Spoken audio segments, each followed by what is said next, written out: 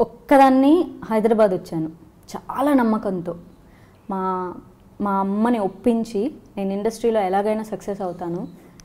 నాకు చాలా మొండి ధైర్యం, చాలా అంటే చాలా స్టబర్న్. నేను తప్పు చేయను, ఎదుటోడు కూడా నాతో సిన్సియర్గా ఉండాలనుకున్న ఫీలింగ్. అదే ధైర్యంతో ఇండస్ట్రీకి వచ్చాను, మా అమ్మతో ఛాలెంజ్ చేసి వచ్చాను.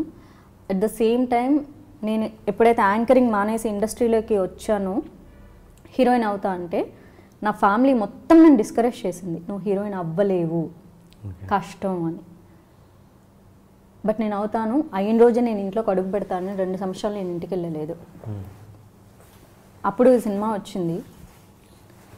కానీ సినిమా వచ్చిందని ఆనందపడ్డాను, కానీ కష్టం వస్తుందని నేను ఎప్పుడు అనుకోలేదు. షూటింగ్ కొన్ని రోజులు బాగానే జరిగింది. జరిగిన తర్వాత అప్రోచ్లు కూడా జరిగాయి in a decent way.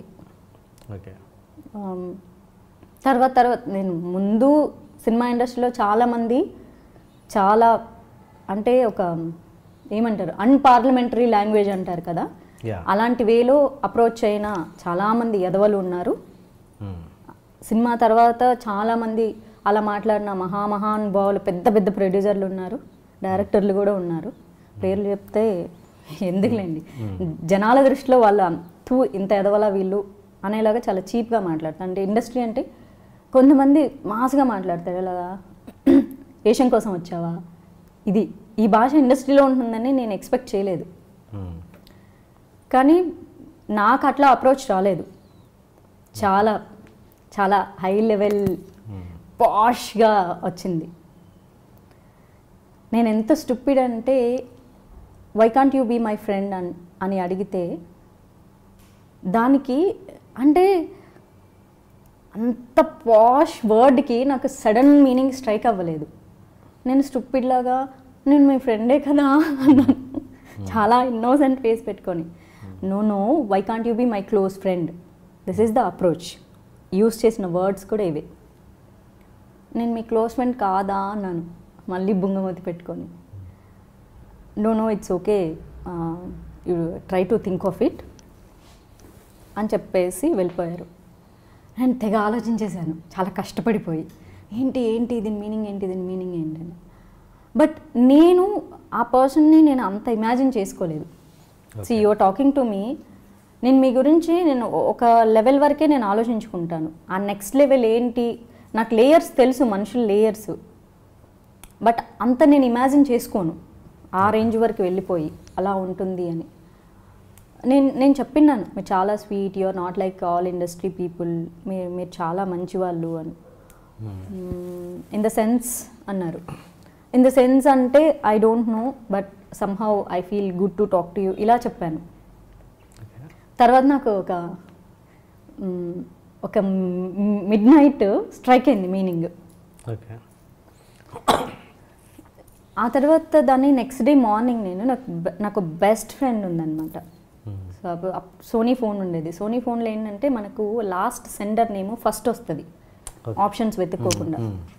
The whole meaning నేను టైప్ చేసి తనకే సెండ్ చేస్తున్నా అనుకొని, యాక్చువల్లీ లాస్ట్ సెండర్ తను కాదు, ఓకే, ఎవరైతే అడిగారో వాళ్ళు లాస్ట్ సెండర్ ఉన్నారు. నేను టచ్ చేసేసాను, వెళ్ళిపోయేసింది message. I don't know that అంత ఫాస్ట్గా ఫోన్ చూస్తారని. ఓకే, జనరల్గా చూడరు. క్యారవెన్ ఓపెన్ చేసేసి పరిగెత్తుకెళ్ళి అడుగుదాము అనేలోపు టైం అసలు మామూలుగా కాదు, లక్ ఓ రేంజ్లో రివర్స్లో తన్నిందనమాట. క్యారవెన్ డోర్ ఓపెన్ చేయగానే నా ఇట్లా ఫ్రంట్ వ్యూలో ఫోన్ తీసి ఇలా చూసుకుంటున్నారు. అయిపోయింది. ఇప్పుడు ఫ్రెండ్కి షేర్ చేసేటప్పుడు ఒక విషయం మనకు నచ్చిన భాషలో టైప్ చేసుకుంటాము, దాని మీనింగ్ ఎన్లార్జ్ చేసి చెప్తాము. ఇంత ఎన్లార్జ్ చేసి చెప్పి ఎండ్లో నేను ఇచ్చింది ఏంటంటే, నా పని నేను చూసుకుంటాను, నేను జస్ట్ ఇందులో యాక్ట్రెస్, నేను యాక్ట్ చేయడానికి వచ్చాను, నా పని నేను చూసుకుంటాను, దట్స్ ఇట్ అని పెట్టినాను. అంతే. నెక్స్ట్ షాట్కి వెళ్ళాను, ఫేస్లో ఎక్స్ప్రెషన్లు అన్నీ మారిపోయింది. నాకు కూడా గిల్టీ ఫీలింగ్ ఉంటుంది కదా, ఏంటి ఫ్రెండ్కి చెప్పి అంత పెద్ద తప్పు చేశానా, ఫ్రెండ్తో షేర్ చేసుకోవడం ఏం తప్పు కాదు కదా. ఓకే, వెళ్ళిపోయాను. చాలా ర్యాష్గా ఇంకా ఆ రోజు నుంచి నాకు టార్చర్ మొదలైంది. అలా ఒక 2-3 రోజులు అలా చాలా అనీజీగా ఉంటుంది యాక్చువల్లీ, మనతో మాట్లాడకుండా మన మొహం మీద తిడుతూ. అంతే. నేను నా డార్లింగ్ నా బెస్ట్ ఫ్రెండ్కి తనకి పంపించాలనుకొని తినకెళ్ళింది, అది క్యాన్సిల్ కొట్టేలోపే వెళ్ళిపోయేసింది. నెట్వర్క్ ఆ రోజు చాలా ఫాస్ట్గా పనిచేసింది. అంతే కదా, టైం బ్యాడ్ అయితే అలానే పనిచేస్తుంటాయి అన్నీ. ఒక 3 రోజుల తర్వాత షెడ్యూల్ బ్రేక్ ఇచ్చారు. నేను ఊహించుకుంటూనే వెళ్ళాను, ఇప్పుడు క్యారవాన్ తీసేస్తారు, స్టార్ హోటల్ తీసేస్తారు, మన బతికి ఎలా ఉంటుంది ఏంటో అనుకుంటూ వెళ్ళాను. వెళ్తే ఆ రోజు ఏమీ లేవు సెట్లో. చెట్టు కింద మేకప్ వేయించారు, హోటల్ రూమ్ కూడా మార్చారు, మామూలు హోటల్ రూమ్ ఇచ్చారు. యాక్చువల్లీ అందరికీ అవే రూమ్స్ ఇస్తారంట, బట్ మా కోసం స్పెషల్గా కొంచెం స్టార్ హోటల్ ఇచ్చినారు. అన్నీ తీసేశారు. సరే ఓకే ఫైన్. నేను చాలా మొండిదాన్ని కదా, కొన్ని ఎమోషన్స్ నేను అసలు ఎక్స్ప్రెస్ చేయను. చిన్న చిన్న మాటలకి బాగా హర్ట్ అయిపోతాను, వెంటనే ఏడ్చేస్తాను. కానీ కొన్ని పెద్ద పెద్ద అంటే మన హార్ట్ని టచ్ చేసి మన జీవితానికి రిలేటెడ్ ఉంటాయి కదా, కదలను నేను అసలు. ఇంకొక అమ్మాయి అయితే అదే పొజిషన్లో ఉంటే పరిగెత్తుకెళ్ళి ఒక పెద్ద ప్రొడక్షన్లో హీరోయిన్ ఛాన్స్ ఇచ్చినప్పుడు ఇంకా పెద్ద స్థాయికి వెళ్ళాలనుకున్న అమ్మాయి ఏం చేస్తుంది? నా ఎక్స్పీరియన్స్, నేను చూసిన ఎంతమంది హీరోయిన్స్ లిటరల్లీ పోయి అడుక్కుంటారు, మామూలుగా అడుక్కోరు, ఓ రేంజ్లో. కానీ నాకు అడుక్కునే పరిస్థితి కూడా కాదు. నేను ఒక్క మాట చెప్తే మళ్ళీ మొత్తం వస్తాయి నాకు తెలుసు ఆ విషయం. కానీ పొగరు, నాకే బాగా పొగరు. నేను ఎందుకు అడుక్కోవాలి? అక్కర్లేదు, తీసేసారా తీసేయని. నేను ఇలానే చెట్టు కింద కూర్చుంటాను. మార్నింగ్ జస్ట్ ఒక ఫౌండేషన్ వేసేవాళ్ళు అంతే. ఇక ఆ సినిమా రోల్ అలాంటిది కాబట్టి సో ఏ మేకప్ ఉండదు. ఈవినింగ్ 6 వరకు మళ్ళీ టచ్అప్ చేయకూడదు నా మొహం మీద. స్వెట్ వస్తే టచ్అప్ క్లాత్తో తుడుచుకోవాలి అంతే. నా సరౌండింగ్స్లో ఎవరు ఉండకూడదు. నా అసిస్టెంట్ని కూడా టార్చర్ అనమాట, తిట్టేవాళ్ళు బాగా. ఎవ్రీడే ఆల్మోస్ట్ 55 days ప్రతిరోజు కళ్ళల్లో నీళ్ళు తిరిగేవి, కానీ ఒక్క డ్రాప్ కూడా బయటికి రానిచ్చేదాన్ని కాదు. అవమానంగా ఉంటుంది, చాలా అవమానంగా ఉంటుంది. అసిస్టెంట్ డైరెక్టర్లు కూడా అదో రకంగా బిహేవ్ చేయడం మొదలు పెడతారు. ఆబ్వియస్లీ ఇండస్ట్రీలో అలానే ఉంటుంది. ఎవరైతే హెడ్ ఉంటారో వాళ్ళు సరిగ్గా ట్రీట్ చేయకపోతే మిగిలిన వాళ్ళకి కూడా మనం చాలా లోకువ. అంటే నేను సినిమాలో హీరోయినే కానీ నాకు జూనియర్ ఆర్టిస్ట్కి తేడా లేదు అన్నట్లు కాదు.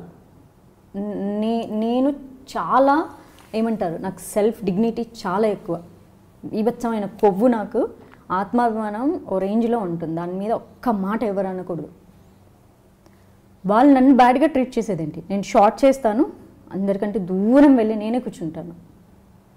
నా అసిస్టెంట్ నేను తప్ప ఎవరండి. మా మమ్మీ కూడా దూరం కూర్చునేది. మా మమ్మీ కూడా దగ్గరలో కూర్చోకూడదు, అది కూడా రూలు. మా మమ్మీ నా పక్కన కూర్చోకూడదు. మా మమ్మీ నా కళ్ళకు కనిపించేంత ఎక్కడో దూరంలో కూర్చొని ఉంటుంది. అన్ని రూల్సే. ఒక్కరోజు పక్కన కూర్చున్నందుకు ఎవరో అసిస్టెంట్ డైరెక్టర్ వచ్చి మమ్మీకి చెప్పారంట, మీరు రూమ్కి వెళ్ళిపోండి, ఇక్కడ ఉండొద్దు అని. అది కూడా తప్పే. అమ్మ షూటింగ్లో ఉంటే తప్పు, నేను కూర్చుంటే తప్పు, లేస్తే తప్పు, నేను అసిస్టెంట్తో మాట్లాడితే తప్పు, అసిస్టెంట్ డైరెక్టర్తో మాట్లాడితే అది నేను ఎవరితో మాట్లాడకూడదు. నేను ఐడియల్గా ఉండాలన్నమాట. మా నాన్న క్యారెక్టర్ చేసిన ఆయనతో తప్ప ఇంకెవ్వరితో మాట్లాడకూడదు. బాగా బూతులు కూడా యూజ్ చేసేవాళ్ళు. వాట్ ద ఫక్, నేను ఏం చేసినా what the fuck, the fucking expression you are giving, the fucking thing you are doing. అప్పుడు చాలా అంటే ఇంతవరకు నేను అసలు ఎప్పుడూ చెప్పలేదు. చాలా బాధ వేస్తుంది, ఆబ్వియస్లీ వేస్తుంది. నేను అమ్మాయిని ఒక చిన్న మాట, మా అమ్మ అంటేనే నేను భరించను. మా అమ్మ మీద ఎంత పెద్ద గొడవకి వెళ్ళిపోతాను నేను. అది నా మైండ్ సెట్. ఎవరో వచ్చి నన్ను అన్నన్ని మాటలు అంటూ ఉంటే, ప్రతి దాంట్లో బూతులు యూజ్ చేస్తుంటే నాకు అనిపిస్తుంది, లాగి పెట్టి కొడితే ఇదే ప్లేస్లో ఇంకొకడు ఉంటే లాగి పెట్టి కొడితే నీళ్ళకి పడతాడని అనిపించేంత కోపం వస్తుంది నాకు. జనరల్గా ఒకళ్ళ దగ్గర జాబ్ చేయడం, ఒకళ్ళ కింద పని చేయడం ఇష్టం లేదు. నేను హీరోయిన్ అవ్వాలనుకుంది కూడా ఇక్కడ ఎవరి కింద పని చేయరు. బేసిక్గా ఎవరికి వాళ్ళకి ఒక ఇండిపెండెంట్ లైఫ్ ఉంటుంది. నేను హీరోయిన్ అవ్వాలనుకుందే అందుకు. ఇక్కడ డైరెక్టర్ ప్రొడ్యూసర్ అనే వాళ్ళు ఫ్రెండ్లీగా ఉంటారు, వాళ్ళ కింద మనం ఏం పనిచేయం, వాళ్ళతో కలిసి పనిచేస్తాం మనం. అలాంటప్పుడు ఒకసారి టీచర్స్ డే వచ్చింది, కానీ నాకు ఒక గౌరవం ఉండేది చాలా, ఎందుకంటే నాకు ఆపర్చునిటీ ఇచ్చారు కదా. Happy teachers day, you are like my guru, that's why I'm sending wishes అని పంపించాను. I got a reply, oh surprising, you still respect me after I gave you all the hardships. Yes sir, I still respect you because you're my guru. Seems to be you're so pretty. అది నాకు వచ్చిన reply. And that was the last. మళ్ళీ ఆ రోజు రాత్రి, అంటే నాకు ఇంకా సాఫ్ట్ కార్నర్ ఉంది అన్న విషయం అవతల తెలియదు, నాకుంది. ఎందుకంటే ఐ హ్యావ్ టు, నాకు వచ్చింది ఒక లైఫ్. ఒక అసిస్టెంట్ డైరెక్టర్ ఫోన్ చేయించారు, ఈ రూమ్ అంతా కంఫర్టేనా, బాగానే ఉందా, ఎందుకు చేస్తున్నావు, just say one sorry, then everything will be in front of you, the caravan, the star hotel, in future offers చాలా ఉంటాయి నీ దగ్గర అని మా అమ్మకి చెప్పా. యాక్చువల్లీ ఏం జరిగింది స్టోరీ మా అమ్మకి తెలియదు, ఎందుకంటే షీఈ్ నాట్, ఏమీ తెలియదని కాదు, ఇలాంటివి మా మమ్మీకి తెలియదు. అవి తెలిస్తే తను అస్సలు తట్టుకోలేదు.